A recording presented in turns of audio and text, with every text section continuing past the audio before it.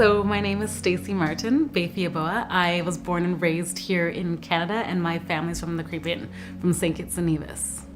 I'm a fashion designer. I started my career, though, first as a performing artist, so professional performing artist. I used to dance on Broadway. I did films, television commercials, and movies, and I did that for years. That was the only job that I knew and that I had. And from performing, I always saw people suffering for fashion, wanting to be wearing clothes that are fashionable but still comfortable, and so I started designing my own line. So now I'm a fashion designer. I make clothes that are all comfortable but fashionable at the same time. So the idea of the brand came about just because I wanted to be able to blend fashion and fitness. I feel like, or fitness clothing, I should say.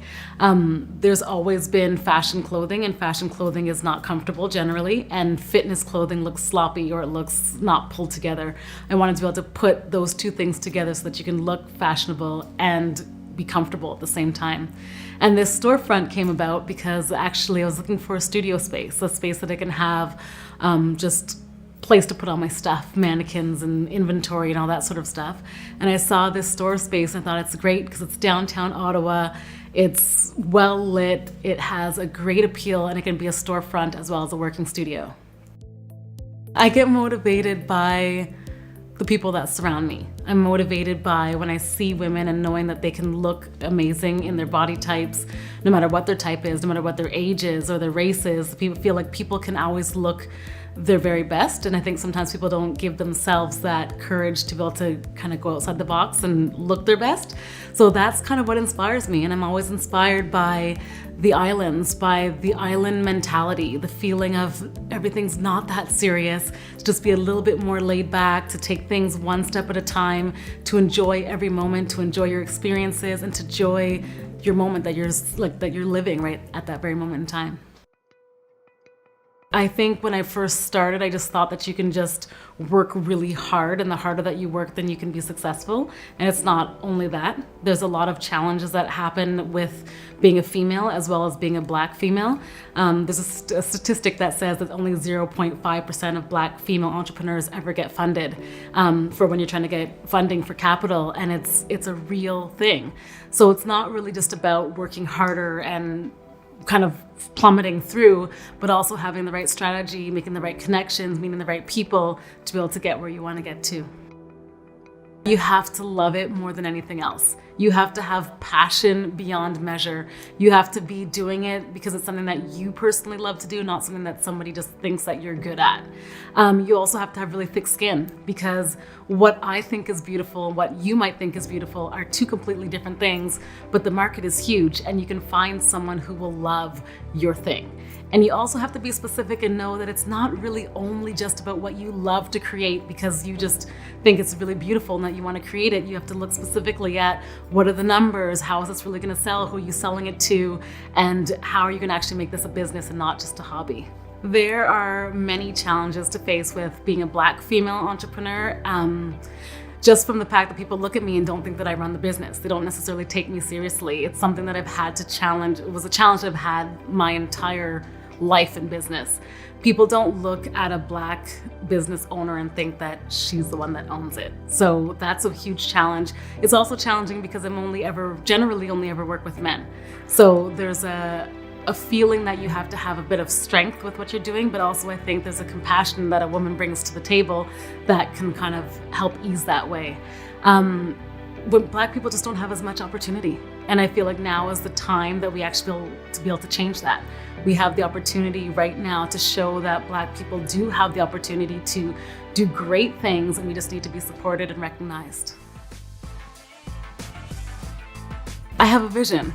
I know exactly what I want to do. I'm not exactly saying everything that it is right now, but I think my thing is about not stopping what you actually want to do and to know that there's no limit on what you're able to do and capable of doing. My business has been great up to this. I've been doing it for 15 years and it's been amazing, but now I'm ready to take it to new levels and I'm ready to make it the best it can possibly be.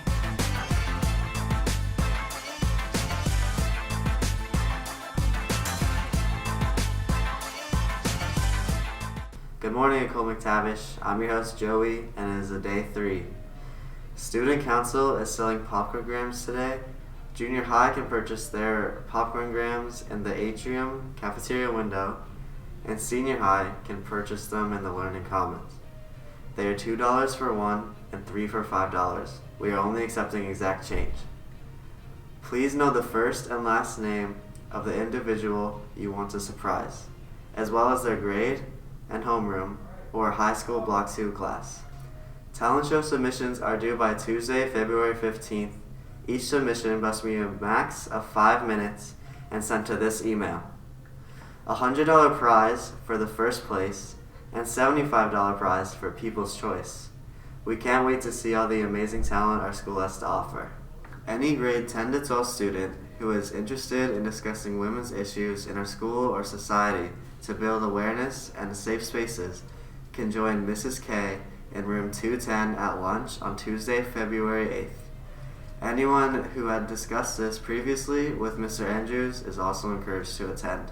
The science fair is just around the corner. If you have a project that you would like to enter into the science fair, please join this Google Classroom to learn more about how to submit your project. This year, the science fair will be virtual, judging taking place on March 11th. Project submission deadline is March 7th. The junior high gyms will be open for the first half of lunch today. 8P will be in Gym A, and 8Q will be in Gym B. The Varsity Gym will be open for the second half of lunch for grade 10.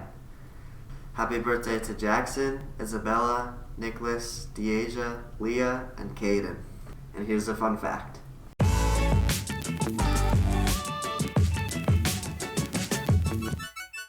Did you know that after the movie Ratatouille came out, pet rat sales jumped 50%?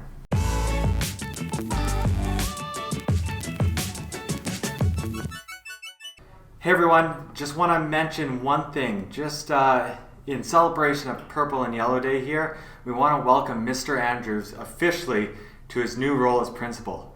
Now, I'm in possession of a once-in-a-lifetime photo that everyone wants to see. Alright? Also, we got this video that hasn't been seen by anyone that you guys should really take a look at. It's not unusual to be loved. It's not unusual to have fun with anyone. But when I see you hanging about with anyone, it's not unusual to see me cry.